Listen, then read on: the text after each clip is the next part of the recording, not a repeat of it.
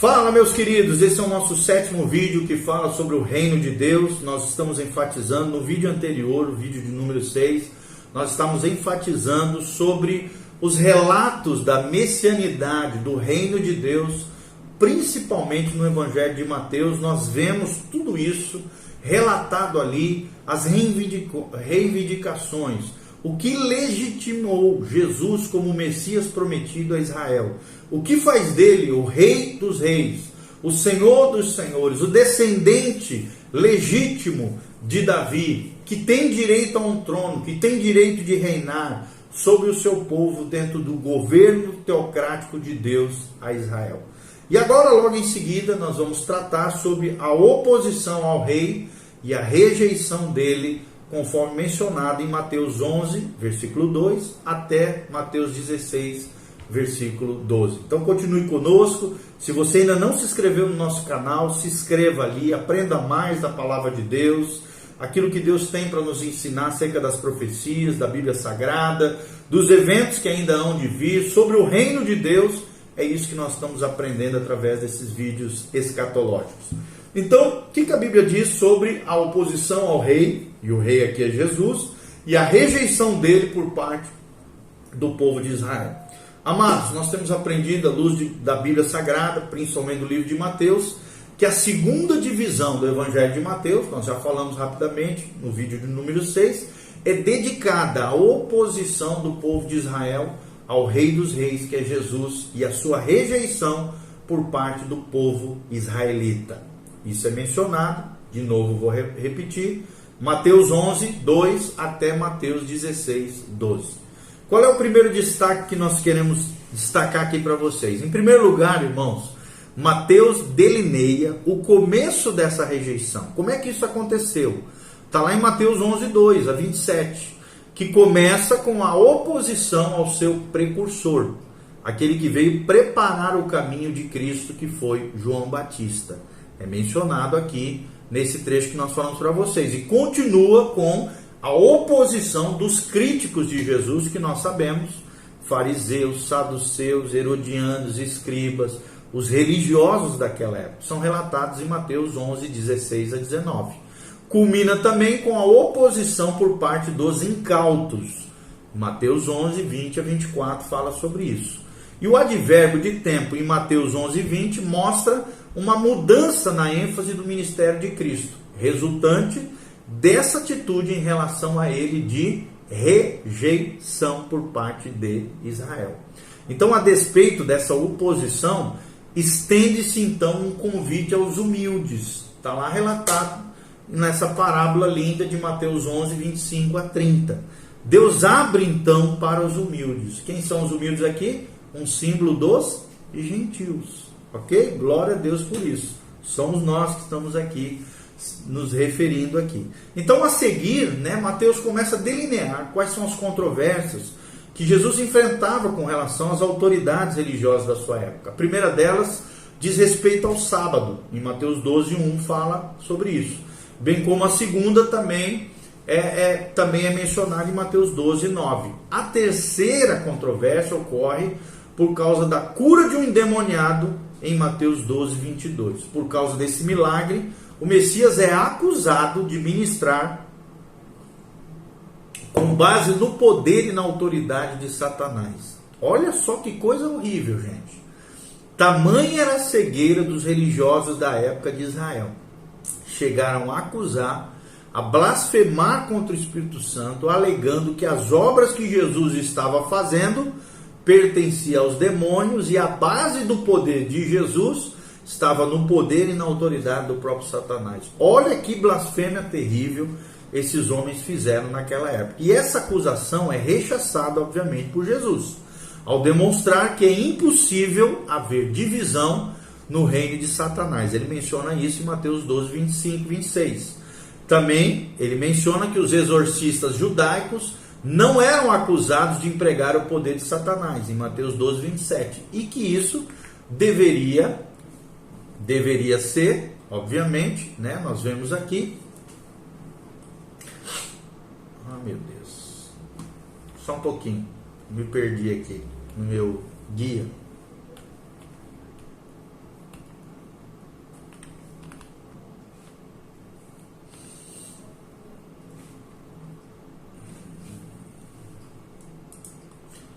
E ele fala, né, que isso deveria ser interpretado como que os exorcistas judaicos, desculpa aqui, voltando para o nosso guia, não eram acusados de empregar o poder de Satanás, Mateus 12, 27, e que isso deveria ser interpretado como uma demonstração, sim, aqui nós estamos falando de Jesus, de alguém que tinha autoridade messiânica, ou seja, uma autoridade vinda do próprio Deus, Mateus 12, 28. Toda essa controvérsia é seguida de uma severa advertência em Mateus 12, 31 a 37, sobre a gravidade de rejeitar o testemunho do Espírito Santo sobre a pessoa de Cristo. A quarta controvérsia mencionada em Mateus 12, 38 a 42, gira em torno de outro pedido de evidência quanto à sua messianidade. Ou seja, a conclusão dessa controvérsia aparece lá em Mateus 12, 43 a 50, em que Cristo repudia relacionamentos naturais como os de que Israel desfrutava para com ele, e antevê um novo relacionamento, agora baseado na fé, que viria a ser estabelecido na era da igreja, como nós bem sabemos. Então devemos observar que toda essa controvérsia mencionada aqui, por causa da rejeição de Israel, apenas uma pergunta básica diante da nação: é este, porventura, o filho de Davi? Que está lá relatado em Mateus 12, 23. E nós sabemos a resposta: sim, é Jesus de Nazaré, o Messias prometido de Israel. Mateus também, um terceiro destaque que nós trazemos aqui, delineia, né, as consequências dessa rejeição a partir do capítulo 13, 1 até o versículo 52. São parábolas nesse capítulo, onde o Messias esboça o desenvolvimento do plano do reino à luz da rejeição do Messias por Israel. E oferece aqui um vislumbre, um flash de revelação do período que vai da rejeição do Messias por Israel até a futura recepção do Messias por Israel na sua segunda vinda, o seu segundo advento. O quarto destaque que nós trazemos de Mateus é que Mateus apresenta também ainda o auge da rejeição por parte da nação. Está lá em Mateus 13, 53 até o capítulo 16, versículo 12. Nós vemos aqui a rejeição lá na cidade de Nazaré, capítulo 13, 53 a 58. Nós vemos a rejeição por Herodes, no capítulo 14, 1 a 36. Nós vemos a rejeição pelos escribas e fariseus, capítulo 15, de 1 a 39. Nós vemos também a despeito dos sinais da cura da mulher cirofenícia, Mateus 15, 21 a 28. Nós vemos o sinal também da cura de muitas pessoas, Mateus 15, 29.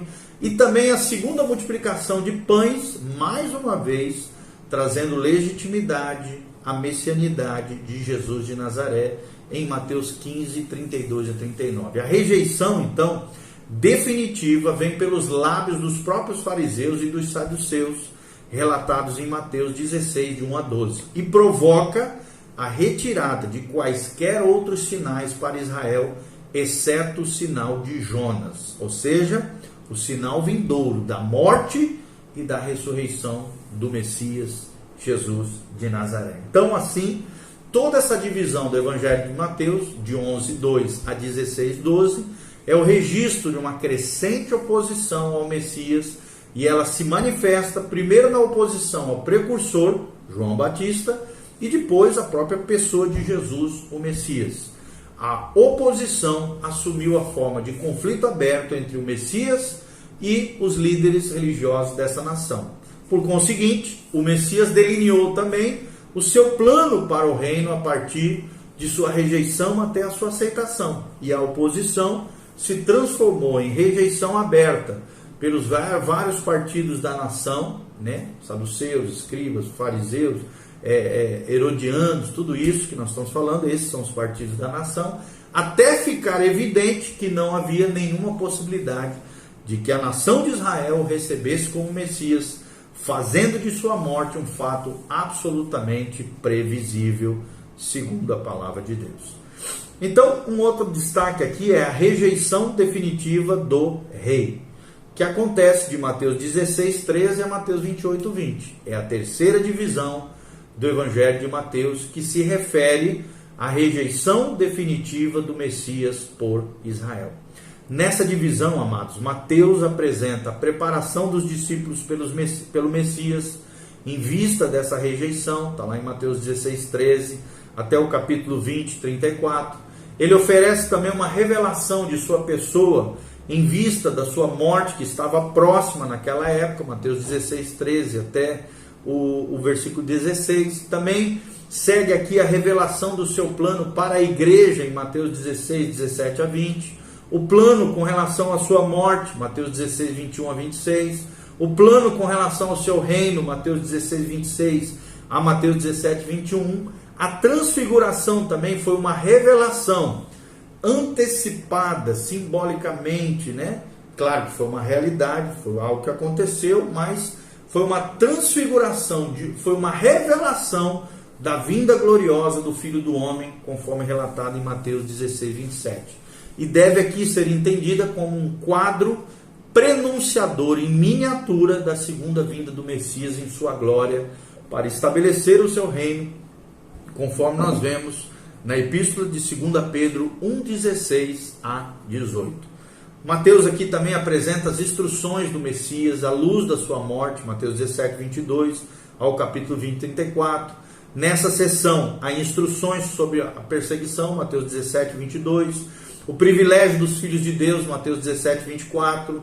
A humildade requerida, Mateus 18, 1. As ofensas, como lidar com as ofensas. E o poder do perdão, Mateus 18, de 6 a 14. Da disciplina, 18, 15 a 20. E do perdão, maior ainda, 18, 21 a 35. Também fala Jesus sobre o divórcio, Mateus 19, de 1 a 12. Que devemos receber as crianças, porque delas é o reino dos céus, Mateus 19, 13 a 15. A riqueza do reino de Deus, Mateus 19, né, de 16 a 26. O serviço, Mateus 19, 27 ao capítulo 20, 16. E a sua morte, no capítulo 20, 17 a 19. A ambição, o perigo da ambição, Mateus 20, de 20 a 28. E a autoridade messiânica mencionada em Mateus 20, de 29 a 34.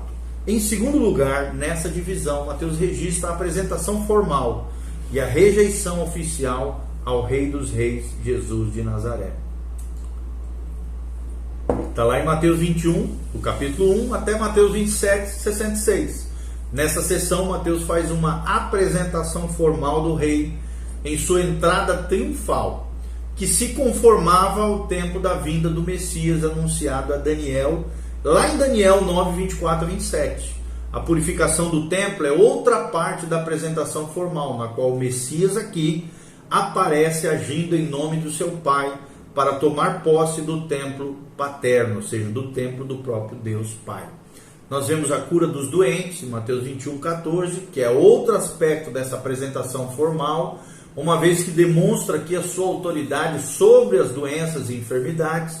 O ato final também da sua apresentação formal como Messias é a aceitação do louvor da multidão na entrada triunfal sobre Jerusalém. Depois dessa apresentação, o Messias então retira-se de Jerusalém, conforme mencionado em Mateus 21, 17. E esse ato é significativo em vista do quê? Da sua rejeição pela nação de Israel. A isso se segue também a maldição da figueira pelo Messias, Mateus 21, 18, como também a figueira é usada para a representação da nação de Israel nas Escrituras. E essa ação representa a rejeição da nação pelo Messias, depois de ela o rejeitar. Ok? O terceiro movimento dessa divisão é o conflito final entre Jesus e a nação de Israel. E há um conflito aqui entre os sacerdotes e os anciãos, em Mateus 21, de 23 ao capítulo 22, 46, sobre essa questão de quem tem a autoridade, da autoridade de Jesus. 3 parábolas ilustram esse trágico conflito. A parábola dos 2 filhos, Mateus 21, 28, mostrando a atitude dos líderes para com o ministério de João Batista. A parábola do administrador também, Mateus 21, 33, que colocava, mostrava, revelava a atitude dos líderes para com o próprio Jesus. E as parábolas das bodas, Mateus 22, de 1 a 14, que mostrava a atitude da liderança em relação ao convite de Deus para que entrasse no reino de Deus. Então segue-se aqui um conflito com os herodianos, principalmente, Mateus 22, 15 a 22, sobre a questão principalmente do imposto. Depois vem um conflito com os saduceus, Mateus 22, 23 a 33, por causa da ressurreição dentre os mortos. E por fim, um conflito com os fariseus, Mateus 22, 34, quanto à interpretação da lei de Deus. Um quarto destaque que nós trazemos um quarto movimento, nos leva aqui à rejeição da nação de Israel pelo Messias, em vista de eles terem rejeitado Jesus e o seu reino, Mateus 23, de 1 a 39. O capítulo aqui registra os ais pronunciados contra os fariseus, que culminam com o anúncio do juízo em Mateus 23, 33. Um pronunciamento final da desolação, Mateus 23, 38. Essa rejeição traz consigo as predições do rei. Que rei é esse? Mateus 24, de 1 a Mateus 25, 46, o rei dos reis, Jesus de Nazaré. Uma seção aqui que descreve a cronologia dos acontecimentos que sobrevirão ao povo de Israel. Em resposta às perguntas dos discípulos sobre o futuro da cidade e da nação, Jesus aqui descreve o período da tribulação, em Mateus 24, 4 a 26, versículo 26. A segunda vinda também é mencionada em Mateus 24, de 27 a 30. E a reunião de Israel é mencionada em Mateus 24, 31. Então esse desenvolvimento cronológico é interrompido pelas parábolas que instruem quanto à necessidade de vigiarmos e orarmos, porque o Senhor Jesus virá como um ladrão à noite. Então nós temos que vigiar e orar. A necessidade de vigilância por parte dos filhos de Deus, Mateus 24, 32 a 51. Essa cronologia também dos acontecimentos é retomada com uma revelação concernente aos juízos contra Israel, Mateus 25, de 1 a 13, e Mateus 25, 14 a 30. E o julgamento dos gentios é mencionado em Mateus 25, 31 a 46, para demonstrar que somente os salvos entrarão no milênio, o qual se seguirá, ou seja, vai acontecer logo em seguida a segunda vinda ou o segundo advento do Messias no final do período tribulacional. Ok? Só para você ter uma noção aqui da cronologia escatológica. Um sexto destaque que nós trazemos aqui, um sexto movimento dessa divisão, é o quadro da paixão do rei, da morte de Jesus na cruz do Calvário, do seu sofrimento, Mateus 26, 1 a Mateus 27, 66. São descritos os acontecimentos que precedem a morte, o anúncio da ocasião da morte, a conspiração, a unção de Cristo, a traição de Cristo, a celebração da Páscoa, a instituição da ceia do Senhor, a predição da negação de Pedro, a experiência no jardim do Getsemane, a prisão e o julgamento do Messias, em que uma das perguntas dos juízes foi se Jesus era o Messias, se Jesus realmente era o Filho de Deus. Está lá mencionado em Mateus 26, 63. Então todos esses acontecimentos da sua morte, sepultamento, são apresentados a seguir a partir de Mateus 27, 33 a 66. E há vários episódios na própria crucificação que testemunharam que aquele a quem os judeus estavam executando era o Messias prometido a Israel. A zombaria dos próprios soldados que gritavam "Salve, Rei dos Judeus", dá testemunho disso. E a divisão das vestes em Mateus 27, 35 aparece como cumprimento de um salmo messiânico relacionado ao acontecimento ao próprio Messias. O título gravado e afixado acima da cruz, naquela plaqueta que ficava acima da cruz, é mencionado em Mateus 27, 37, e ainda é outro testemunho da messianidade de Cristo. O escárnio também lançado contra Jesus pela multidão, em Mateus 27, 40, se devia ao fato de ele, Jesus, reivindicar poderes messiânicos, e a zombaria dos sacerdotes mencionados em Mateus 27, 42 e 43 foi causado pelo fato de que ele oferecera uma salvação que apenas o Messias poderia oferecer ao povo de Deus. A escuridão também sobrenatural de Mateus 27, 45, o grito de seus lábios, Mateus 27, 46, o famoso grito, Eli, Eli, lama sabachthani, Deus meu, por que me desamparaste? Bem como o fato de lhe terem oferecido vinagre, Mateus 27, 46, são todos cumprimentos proféticos do que o salmista predissera lá atrás no livro dos Salmos sobre a morte do Messias. Os milagres que acompanharam a sua morte também estão descritos na Bíblia Sagrada e aqui relatados em Mateus 27, 45, 51 e 52. Todos eles devem ser vistos como evidências de que ele, Jesus de Nazaré, era verdadeiramente o Messias de Deus, o Messias prometido a Israel. Até mesmo o seu sepultamento é mencionado na Bíblia, Mateus 27, 57 a 60, cumpre parte dessas profecias messiânicas centrais encontradas no Antigo Testamento e principalmente em Isaías 53. Então, quanto a esse pedido de um selo para a sepultura, também nós vemos essa menção, Mateus 27, 62 a 66, há um indício sutil de que os líderes sabiam que ele, Jesus, era o Messias e receavam que a sua decisão de condená-lo fosse desmascarada por um túmulo vazio. E por isso tentaram torná-lo o mais seguro possível, colocaram guardas ali. Mesmo a morte, o sepultamento de Cristo, a aparente derrota de seu propósito de cumprir as alianças com Israel, estão repletos de testemunhos proféticos, de testemunhos messiânicos. Ok? Então no vídeo seguinte nós vamos continuar falando um pouquinho sobre isso. Vamos só terminar aqui o movimento final então dessa divisão do Evangelho. É um registro da prova do direito messiânico do rei. A ressurreição do Messias, o túmulo vazio, as aparições depois da ressurreição são provas suficientes de que da sua messianidade, que os líderes não poderiam forjar uma história que explicasse o túmulo vazio. Israel receber aqui seu grande sinal concernente à pessoa de Cristo e a comissão final dos discípulos. É a última demonstração da autoridade messiânica de Jesus. Ok? A terceira divisão, que é essa que nós falamos agora, trata então do auge da rejeição na morte do Messias. O crucificado, Jesus, era o rei dos judeus. E a ressurreição do crucificado é a aprovação divina de todas as suas reivindicações e também a autenticação de Jesus como Messias de Israel. Pelo fato, irmãos, de Israel ter rejeitado o Messias, a nação levará sobre si o seu pecado até que Jesus volte para redimi-la e reinar em glória, aclamado por todos como o Messias de Israel. Amém? Que Deus abençoe sua vida e seu coração. Siga-nos nas redes sociais. Um abraço e amém.